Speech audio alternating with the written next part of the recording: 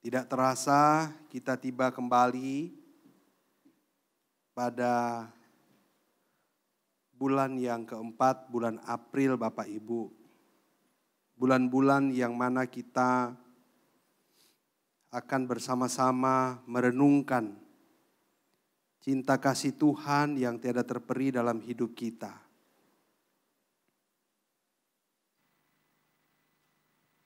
Sambil kita menunggu PowerPoint keluar, baik Bapak Ibu Saudara. Sudah nampak di depan ya. Di bawah tema penderitaan dan pengorbanan Kristus. Saya akan membawa kita berjalan-jalan menengok kisah yang dituliskan oleh Lukas. Pasalnya yang ke-18 ayat 31 sampai 34. Bapak Ibu Saudara dapat membacanya di depan bersama saya. Yesus memanggil ke-12 muridnya lalu berkata kepada mereka, "Sekarang kita pergi ke Yerusalem dan segala sesuatu yang ditulis oleh para nabi mengenai Anak Manusia akan digenapi. Sebab ia akan diserahkan kepada bangsa-bangsa yang tidak mengenal Allah, diolok-olokkan, dihina dan diludahi. Dan mereka menyesah dan membunuh dia. Dan pada hari ketiga ia akan bangkit. Akan tetapi mereka sama sekali tidak mengerti semuanya itu. Arti perkataan itu tersembunyi bagi mereka dan mereka tidak tahu apa yang dimaksudkan." Bapak Ibu Saudara, kita baru saja membaca pemberitahuan yang ketiga tentang penderitaan Yesus, kematian Yesus, saudara. Yesus beritakan kepada murid-muridnya yang sudah bersama dengan dia selama 33 tahun.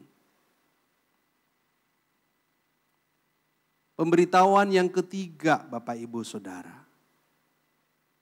Sepatutnya ayat 34 akan berbunyi seperti ini. Demikianlah mereka semua memahami, mengerti semuanya itu. Arti perkataan itu mereka memahaminya dan terbuka jelas untuk mereka. Sehingga mereka tahu apa yang Tuhan maksudkan.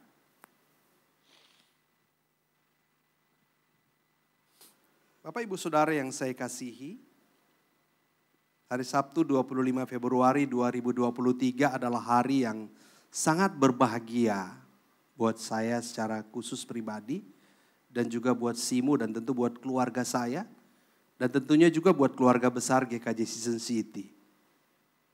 Karena setelah sekian tahun lamanya GKJ Season City akhirnya kini punya pendeta. Saudara, hari itu saya sangat senang. Sehingga dari awal acara saya tersenyum. Anda bisa melihat foto ini, saya tersenyum. Saya suka dengan foto ini karena saya kelihatan Anshausen. Ganteng. Bahkan di ruang makan Pak Heriman berkata, Pak Pierre wajahnya kok cerah sekali. Mengkilat ya. Saya bilang ya, saya senyum dalam hati. Bahkan saudara, hari itu saya hampir lupa mengembalikan wajah saya ke wajah yang normal. 2 jam sampai 3 jam lebih tersenyum, saudara, membuat wajah saya agak sulit balik biasa. Sakit, saudara. Di saat itulah saya sadar bahwa tersenyum terus itu berbahaya. Ini merepresentasikan bahwa hidup yang lancar terus tanpa masalah pun juga bahaya. Itu 1 bulan lebih yang lalu Bapak Ibu Saudara. Puji Tuhan saya tidak lupa bahwa wajah saya itu harus normal. Sebulan kemudian Bapak Ibu Saudara, saya menangis. Air mata berderai, bahkan sudah ditahan sedemikian rupa. tanpa iringan suara, tanpa isak, namun air mata itu keluar. Disitulah saya baru sadar bahwa sepanjang jalan kehidupan ini, suka duka silih berganti. Janganlah takut bila badai menerpa, percayalah Yesus selalu menjaga.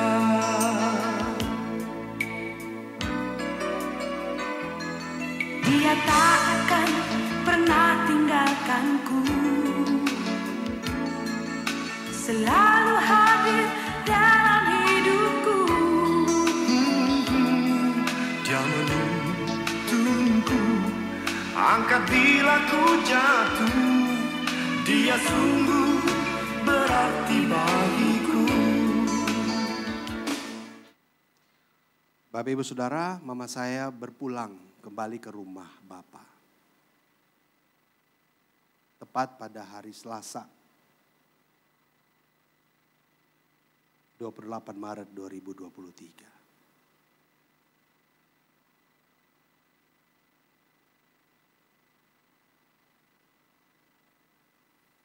Saudara, di sini saya sadar bahwa inilah realita kehidupan. Suka dan duka, silih berganti.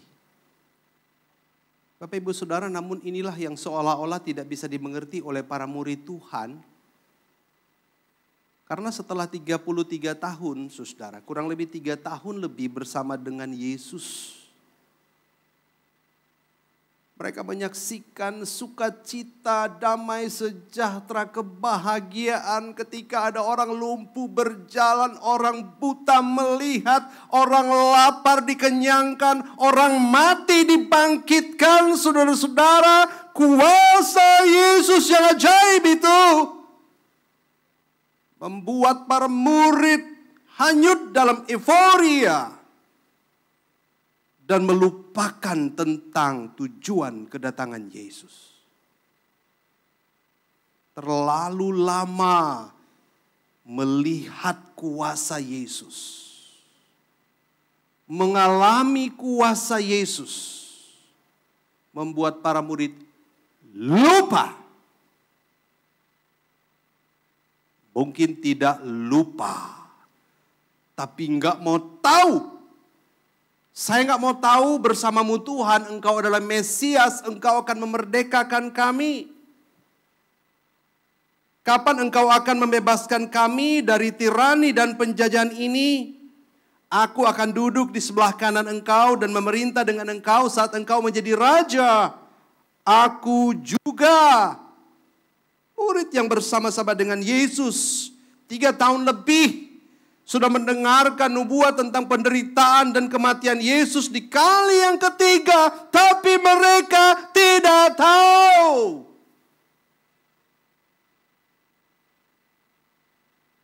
Bahaya.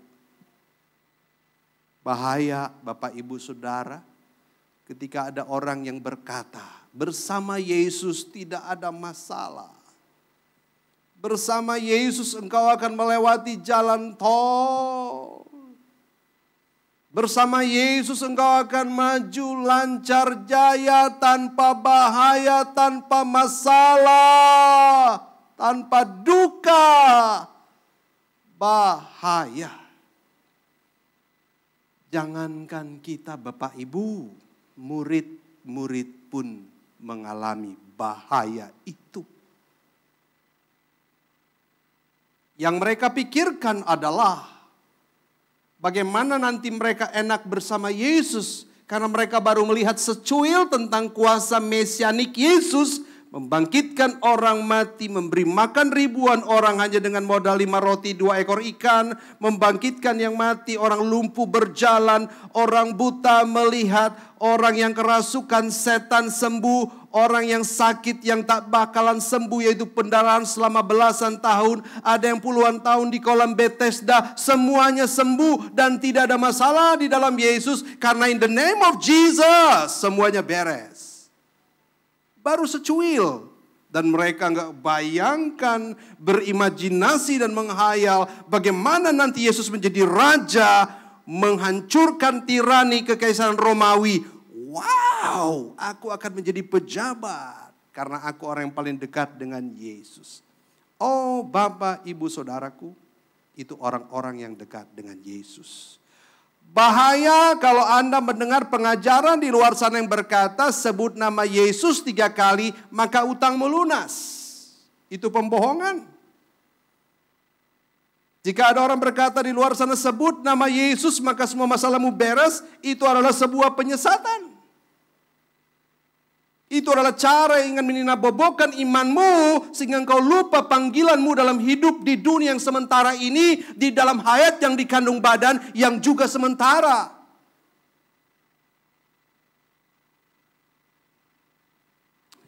Yesus berkata, sekarang, 今天, right now, in this very moment, kita pergi ke Yerusalem.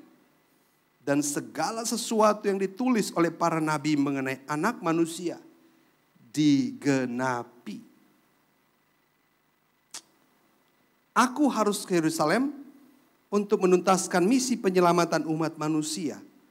Oh Bapak Ibu Saudara, jelas sekali ayat Alkitab berkata dalam ayat 34. Mari kita baca bersama-sama. Tuaga, akan tetapi mereka sama sekali tidak mengerti semuanya itu. Arti perkataan itu tersembunyi bagi mereka dan mereka tidak tahu apa yang dimaksudkan. Saudara, euforia. Kejayaan Kristus seolah-olah menutupi mata hati mereka akan misi terbesar yang bukan sekedar makan dan menjadi kenyang, yang bukan sekedar sakit dan menjadi sembuh, yang bukan sekedar susah dan menjadi bahagia, yang bukan sekedar miskin menjadi kaya, tapi adalah membebaskan, memerdekakan, membawa kemenangan dari jajahan yang paling ditakutkan, yaitu bukan jajahan kaisaran Roma, tetapi jajahan iblis yang membelenggu, yang memberikan kematian dan hukuman kekal. Itu yang harusnya menjadi misi terpenting. Tujuan terutama dari kedatangan Yesus bukan hal yang remeh-temeh. Ketika Yesus melakukan mujizat itu adalah sebuah proklamasi saja bahwa dia adalah Mesias. The time of Mesias has come. Era, Messianic era has come. Sudah datang. Dia Allah yang hidup telah menjadi manusia, membebaskan kita dari belenggu dosa. Bukan tujuannya Yesus menyembuhkan orang sakit. Bukan tujuannya Yesus memberi makan 5.000 orang supaya kenyang. Bukan tujuan utama. Itu hanya salah satu remeh-temeh yang kecil.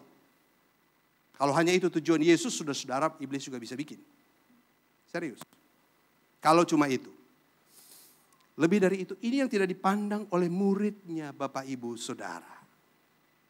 Ini yang gak dipandang oleh para muridnya.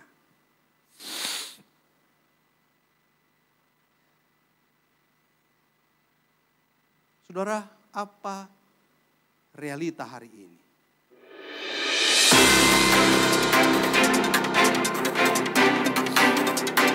Ya, jalanan akhir-akhir ini udah mulai macet ya di mana-mana karena memang kalau para pakar ekonomi bilangnya sih jalanan macet itu bisa saja jadi indikator kalau ekonomi bangsa kita mulai membaik karena roda perekonomiannya mulai berputar kembali.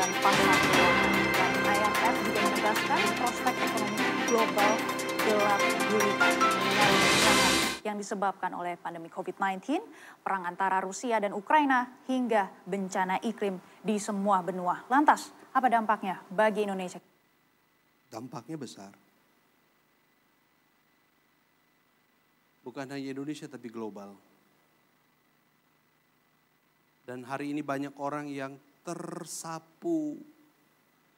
Banyak orang yang lupa panggilan hidupnya karena masalah yang bertubi-tubi. Banyak orang yang mulai meragukan Tuhan.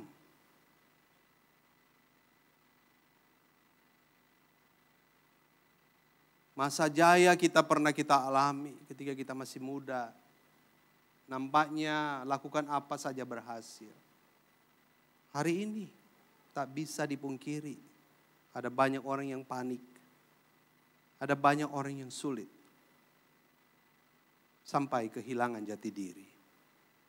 Ada orang yang kehilangan iman. Karena terlalu lama pergumulan ini harus dihadapi.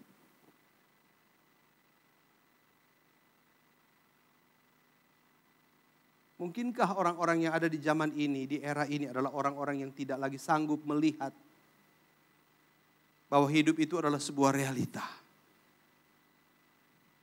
Apakah orang-orang di zaman ini adalah orang-orang yang telah dinabobokkan oleh kemudahan, kegampangan untuk bisa hidup? Mungkin saja ya, mungkin tidak.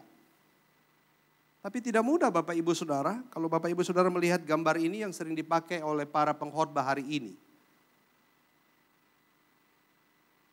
Saudara, pemeran Yesus Kristus dalam The Passion of Christ, James Caviezel bersama sang sutradara dan produser Mel Gibson. Kalau saya tambahkan dengan kalimat ini menjadi indahlah gambar ini Bapak Ibu Saudara.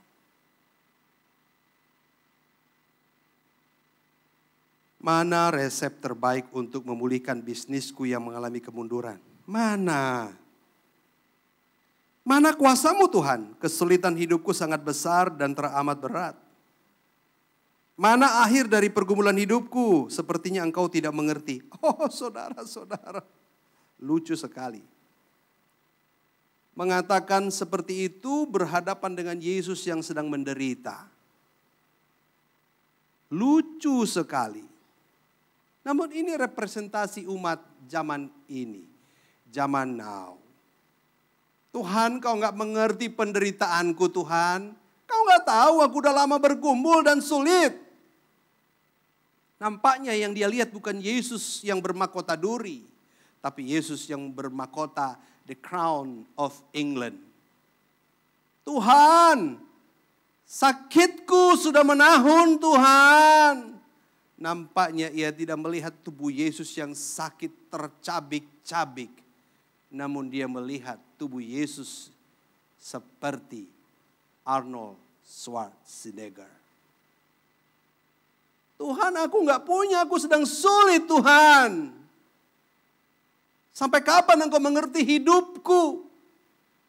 Nampaknya ia tidak melihat Yesus yang pernah berkata, serigala memiliki lubang sarang ia berteduh. Burung di udara memiliki sarang untuk membesarkan anak-anaknya. Tetapi anak manusia tidak memiliki tempat meskipun untuk meletakkan kepalanya. Saudara-saudara, terkadang dan terlalu sering kita salah memandang pada Yesus. Sulit bagi kita untuk memandang pada salib Kristus. Kristus yang tergantung penuh hukuman, kutuk. Dalam Katekismus Heidelberg yang baru kita baca. Itu hukuman terberat di zaman itu yang merepresentasikan terkutuklah orang yang mati di salib. Tidak ada lagi hukuman yang seberat di salib, sehina, senajis, sekotor, dan setiada derajatnya. Salib. Nampaknya mungkin orang Kristen hari ini hanya melihat lukisan Yesus yang penuh senyuman. The smiling Jesus.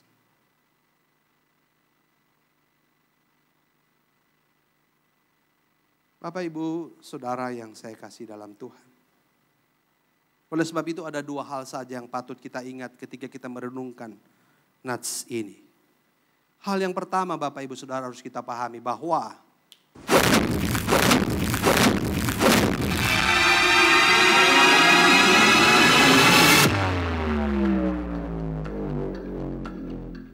suka, duka, senang, susah, punya waktunya. Punya waktunya.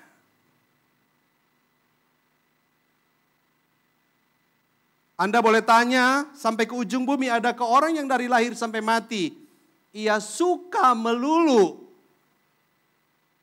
Tapi tanya jualah kepada orang yang pernah hidup di muka bumi ini. Apakah pernah ia hidup dari lahir sampai mati? Duka melulu. Senang melulu ataupun susah melulukah? Enggak Bapak Ibu Saudara.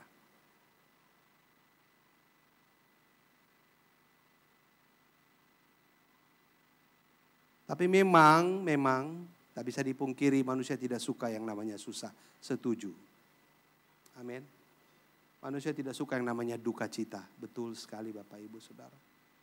Itulah sebabnya kita perlu Yesus yang menjadi pendamping dan penolong hidup kita. Saat kita melewati rawa payah, saat kita melewati lembah kekelaman, saat kita melewati bayang-bayang maut, saat kita melewati jalan yang tidak mau kita tempuh, saat kita berada di ruangan yang tak kita sukai, saat kita berada di waktu yang memang kita rasakan tidak tepat untukku saat ini, kita butuh Tuhan. Kita butuh Tuhan. Saudara-saudara, yang pertama ini kita harus tahu bahwa Yesus berkata apa Bapak Ibu Saudara. Sekarang kita pergi ke Yerusalem. Sekarang. Yesus tahu apa arti sekarang. Yesus gak menunggu 50 tahun lagi Bapak Ibu. Karena kalau Yesus tunggu 50 tahun lagi dia berumur 80 tahun. Kebayang gak orang tua 80 tahun dicambuk? Gak sopan saudara mencambuk usia orang 80 tahun. Dan saya percaya yang mencambuk Yesus hari itu orang yang lebih tua dari Yesus. Nggak sopan ya mencambuk umur 80-an tahun, Lonyin. Jadi nggak tega kan? Lalu mau naik ke salib, aduh udahlah nggak jadi deh, kasihan ya udah, ntar juga mati sendiri kan begitu ya. Benar nggak? Naik ke gunung, waduh digantung di salib. Waduh kena cuaca dingin udah meninggal duluan begitu loh. Nah artinya Yesus tahu waktunya. Masa mudanya 33 tahun. The best of himself. Dari yang terbaik. 33 tahun seger, masih kuat. Ini waktunya, aku ke salib. Persoalannya adalah Yesus mengatakan begini. Marilah kita pergi ke Yerusalem dan segala sesuatu yang ditulis oleh para nabi mengenai anak manusia akan digenapi. Yesus tidak memanggil murid-muridnya untuk menderita, untuk mati bersama dia. Enggak. Ini yang harus kita pahami di dalam kekristenan. Tuhan kita tidak meminta kita mati untuk dia. Karena dia sudah mati buat kita. Amin Bapak Ibu Saudara. Dia yang mati buat kita dan dia minta kita hidup untuk dia. Itu penting. Murid tidak dipanggil untuk menderita bersama Yesus. Mari ikut aku. Temani aku dong. Kan kamu sudah menyertai aku dalam segala kesenangan. Dalam segala euforia, dalam segala kebahagiaan. Emang gak suka cita melihat orang yang kelaparan dikasih makan dan kenyang dan ngomong kamca toto sampai membungkuk. Emang gak senang? Senang dong. Emang gak lihat keluarga yang udah bertahun-tahun hidupnya lumpuh saudara-saudara, buta lalu disembuhkan oleh Tuhan Yesus. Para murid ada di situ juga menerima kamca toto. Terima kasih, timmu luar biasa. Oh senang dong.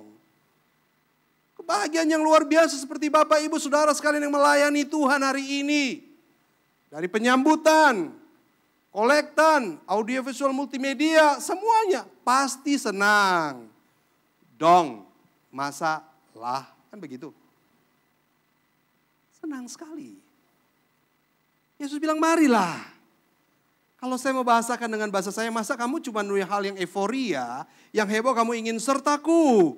Tapi aku sedang menuju misi terpuncak. Ini misi yang paling utama yang mana aku datang. Inilah dia puncaknya loh. Puncaknya loh. Murid gak tahu, pura-pura gak ngerti kali. Atau belagak bego ya.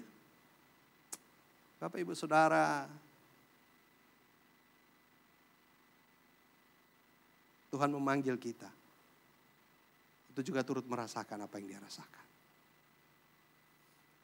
Saudara, masih lagi-lagi orang berkata, hah? Masa sih? Emangnya sekarang? Bapak Ibu Saudara yang saya kasih dalam Tuhan. Ada banyak orang yang alergi dengan halangan dan tantangan, bukan? Jakarta itu terkenal dengan namanya gage. Tahu gage? Ganjil genap. Di area tertentu. Ganjil genap membuat beberapa orang merasa sulit. Khususnya mereka yang hanya memiliki kendaraan dengan satu plat nomor. Sulitnya ketika plat nomornya ganjil dan hari itu tanggal genap dan dia harus lewati yang alur dan jalur yang ada tanggal yang ada larangan ganjil genap. Susah memang Bapak Ibu Saudara. Tapi kalau kita mau belajar bersahabat dan berdamai dengan kesulitan, maka saya percaya kita akan memanen sesuatu hal yang baik, yang indah. Saudara, menuju ke GKJ Kartini itu ada ganjil genap ya, betul nggak? Biasa kan kita lewat tol aja tuh, saya dari Jelambar lewat tol, turun Gedung Sahari lancar. Tapi kalau tanggal ganjil genap ya nggak bisa. Tapi masa gara-gara ganjil genap saya harus, ya udahlah ganjil genap, ada halangan dan tentangan nggak usah pergi dah. Entah itu acara BPHT, entah itu acara rapat, entah itu acara pelayanan dan lain sebagainya. Masa begitu saudara? Kita harus melawan tantangan, betul nggak? Tantangan itu seharusnya menjadikan kita sebagai orang-orang yang lebih dinamis, lebih bersemangat saudara, bukan melumpuhkan kita, nggak bisa. Perjuangan hidup ini haruslah menjadi identitas kita karena kita adalah makhluk pejuang. Ya kita carilah jalan ya. Lewat Jembatan 5, lalu Mangga 2, lalu muter balik ya kan. Lalu belok kiri, masuk kemana itu? Pangeran Jayakarta ya kan. Lalu tepat sebelum ujung Gunung Sahari muter balik ya kan. Lalu ketemu simpang kiri belok kiri ya kan. Lalu ketemu dengan Mangga Besar ya kan, muter balik ya kan. Masuk Hotel Swiss Bell, permisi sebentar, tembus Kartini. Dan apa yang terjadi Bapak Ibu Saudara?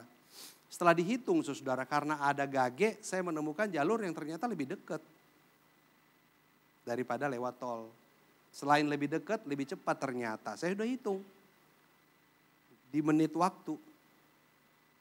Saudara, ada orang yang menyerah dengan penderitaan. Ada orang yang menyerah dengan kesusahan. Ada orang yang gampang menyerah dengan kesulitan. Tapi ada orang yang menjadikan kesulitan dan tantangan hidup sebagai sebuah batu lonjakan untuk hidup lebih bermakna. Karena dia tahu bahwa ada Yesus yang menyertai dia. Apa tantanganmu hari ini? Baru kurang lebih 2 hari lalu ada seorang yang berkata, Pak Pierre doakan ya, aduh saya lagi keteteran nih. Keteteran apa? Keteteran orderan Pak, gak terkejar. Wow, puji Tuhan ya, hari ini ada orang bilang masih keteteran orderan. Sementara ada yang lain berkata, Pak doakan ya, ini belum ada orderan sampai sekarang. Kalau kita berkata kita keteteran orderan itu melimpah dan banyak, saudara, kita bisa berkata puji Tuhan, betul? Tapi ketika kita punya orderan minim, masih bisakah kita berkata puji Tuhan? Gak gampang. Tapi Ibu Saudara yang saya kasihi, beberapa waktu yang lalu ada seorang anak muda yang berkata bahwa dia dipecat. Sedih tentu, dipecat. Mungkin itu akhir dari hidupnya, mungkin. Tapi anak muda ini harus berjalan maju dan berdoa dan terus mengandalkan Tuhan. Namun sekian bulan kemudian ternyata dia bisa usaha sendiri. Jadi untuk menjadi pengusaha bagi anak muda ini harus ada penderitaan dulu, dipecat dulu. Kalau enggak buka-buka usaha sendiri. Jadi jangan alergi dengan kesulitan. Kalau kita menyerah karena kesulitan, saudara kita tidak melihat maksud dan rencana Tuhan. Amin. Kalau ditanya orang itu, kamu senang gak waktu itu kamu dipecat? Jawabannya sekarang pasti berbeda, yaitu apa?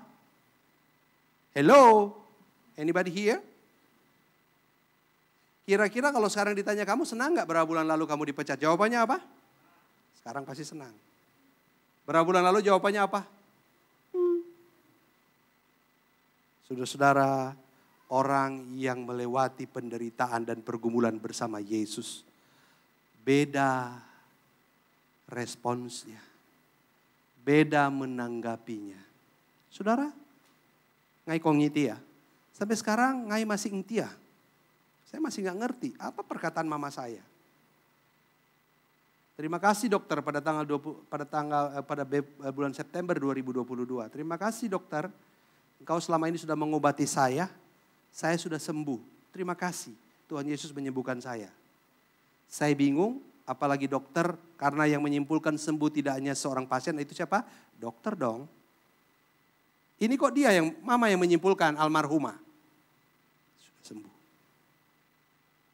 Gimana nih dok? Ya udah, jangan dipaksa, udah. Udah tekadnya gitu, saya melihat ini sebuah kesungguhan hati. Ya udah, dokter juga gak berani bikin resep lagi, saudara.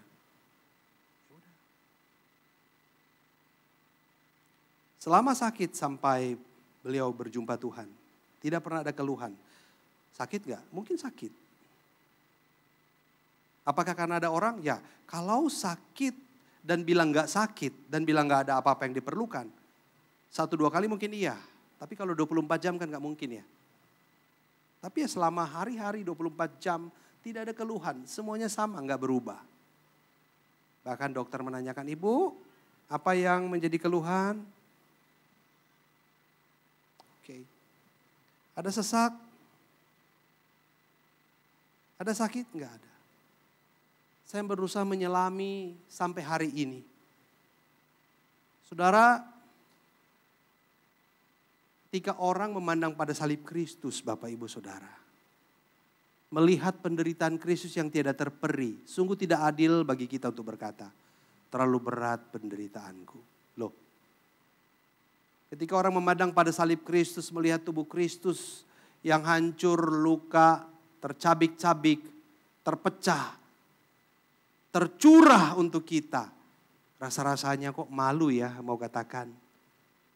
Terlalu berat pergumulanku. Saudara, tapi ini hanya karunia. Inilah karunia. Dan saya percaya Roh Kudus akan memberikan itu kepada setiap kita. Pada saatnya yang tepat, saudara. Ketika Anda mengalami pergumulan hidup, apapun itu. Entah kesulitan hidup secara ekonomi, kesulitan hidup secara sakit penyakit, kesulitan hidup dalam berelasi. Dalam apapun itu, saudara akan tiba pada suatu titik di mana Allah Roh Kudus akan membukakan mata rohani dan iman kita. Dan kita berkata, ya, Kristus terlebih besar dari persoalan hidupku. Nah, oleh sebab itu maukah kita menjadi orang-orang yang tahu misi Kristus dan kerinduan Kristus untuk hidup kita? Jangan jadi seperti murid-murid. Tidak mungkinlah. Bercanda nih Yesus. Aku akan mencegahnya. Waduh, kok bisa begini? Gawat. Bapak Ibu Saudara, itu bukan kita. Amin. Tapi mereka. Jangan bilang di sebelah ya. Dosa loh. Bapak Ibu Saudara yang saya kasih bercanda ya, sorry. Inilah namanya ada waktu tertawa, ada waktu menangis. Halo, masih nyambung gak sih? Ya tadi terlalu tinggi tingkatnya memang. Puji Tuhan Anda gak paham ya.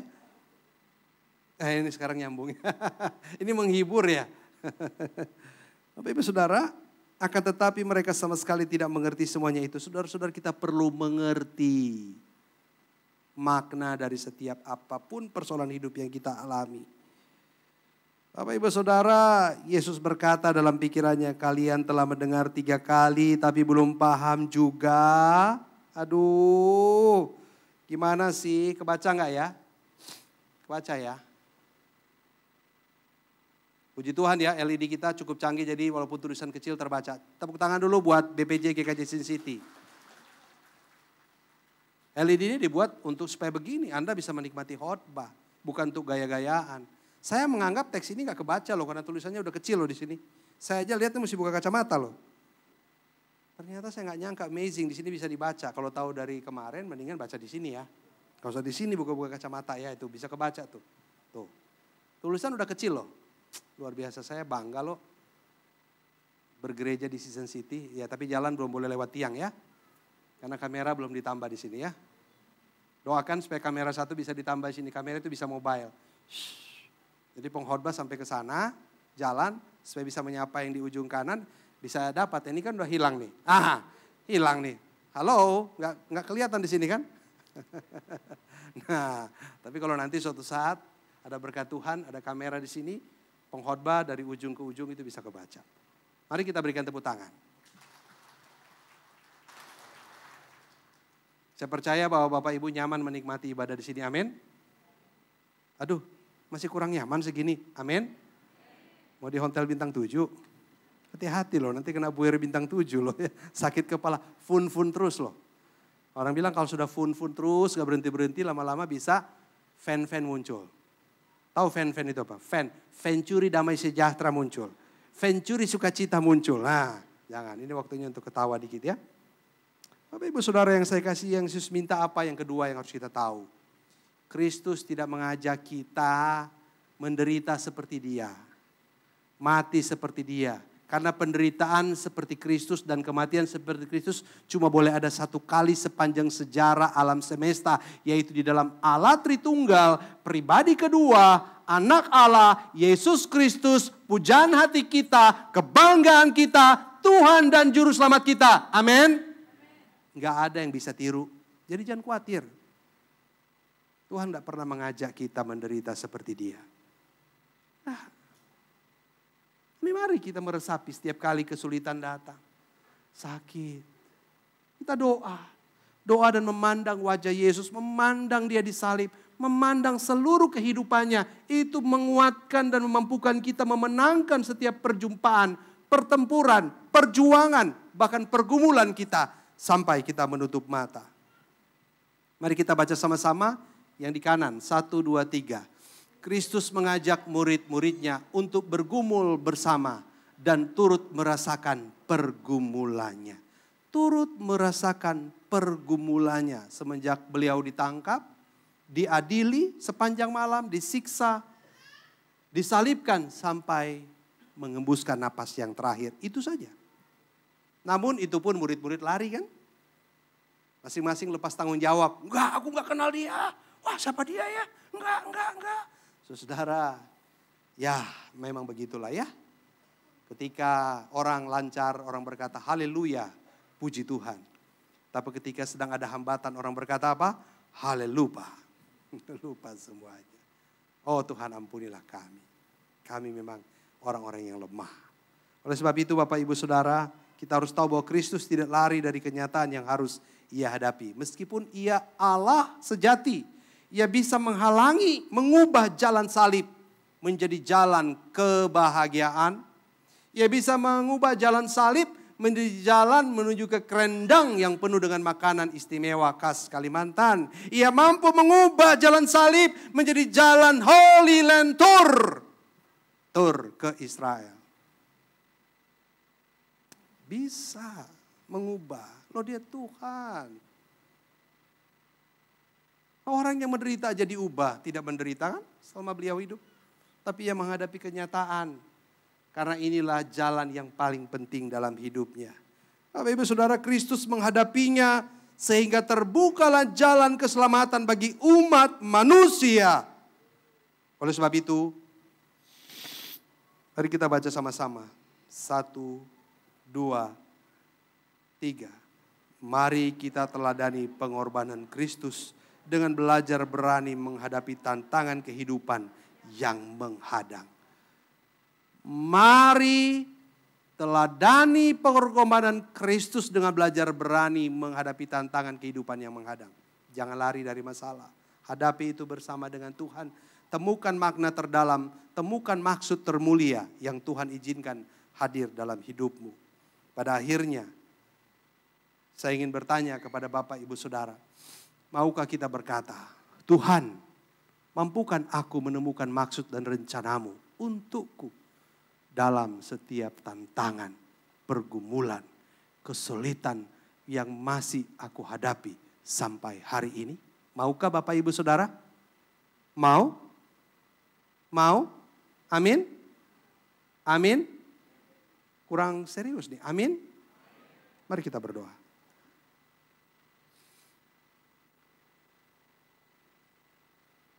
Bapa di surga, jauhkanlah kami dari pikiran-pikiran yang sangat-sangat fana seperti apa yang dibangun oleh para murid. Sudah 3 tahunan lebih bersama Tuhan Yesus. Sudah 3 kali mendengar nubuatan tentang penderitaan dan kematian Yesus. Mereka masih gak ngerti ataupun mungkin gak mau mengerti. Euforia itu menutupi iman mereka. Mengerdilkan iman mereka. Spektakulernya Yesus di dalam menunjukkan dan memproklamirkan kemesiasannya yang sudah hadir. Masa Mesias yang sudah hadir di bumi. Menutup mata iman para murid akan tujuan Yesus yang termulia. Yaitu menderita, mati di kayu salib. Tuhan, kami mungkin tidak seperti murid-murid. Tapi kami seringkali hanya mau yang baik dan bagus-bagus saja dalam hidup kami. Rasanya yang tidak bagus-bagus itu tidak ada makna, tidak ada nilai. Tapi sejujurnya kalau kami mau belajar ya Tuhan, seperti ketika kami menghadapi tantangan ganjil genap, kami akan menemukan sesuatu jalan yang lebih baik. Ketika kami menghadapi tantangan, ketika kami kehilangan pekerjaan, ternyata ada maksudnya adalah agar kami membuka lapangan pekerjaan. Tidak menjadi bagian dari lapangan pekerjaan saja, tapi membuka lapangan pekerjaan. Ada banyak hal ketika orang sakit, mereka menjadi pemberi semangat kepada orang-orang yang sakit. Ada orang yang sakit terminal dan berat sekali, dan diizinkan Tuhan untuk sembuh, bahkan disembuhkan oleh Tuhan. Ternyata mereka menemukan maksud Tuhan bahwa penderitaan yang selama ini mereka alami adalah untuk menenangkan orang lain, untuk menyemangati orang lain, untuk mendampingi orang lain. Sungguh berharga dan bernilai setiap kesempatan, termasuk kesulitan hidup yang dialami oleh orang yang berjalan bersama dengan Kristus. Bukan sebuah petaka, bukan sebuah kerugian, bukan sebuah kejadian tanpa makna, tapi di dalamnya tersirat sebuah penyertaan yang membawa anak-anak Tuhan dalam sebuah kemenangan. Terima kasih Tuhan, hamba sudah berhenti berbicara. Kami akan menikmati roti yang melambangkan tubuh-Mu dan anggur yang melambangkan darah-Mu, yang masing-masing telah terpecah, tercabik, tercurah untuk kami yang hina dina ini. Agar kami diselamatkan, kami diberikan kemenangan, kami diberikan kemampuan untuk memaknai setiap kejadian yang menimpa hidup kami. Selama kami hidup, kami akan meresponnya dengan cara berbeda. Karena kami adalah umat pemenang. Terima kasih Bapa. Demi Kristus Yesus Tuhan hamba berdoa. Amin.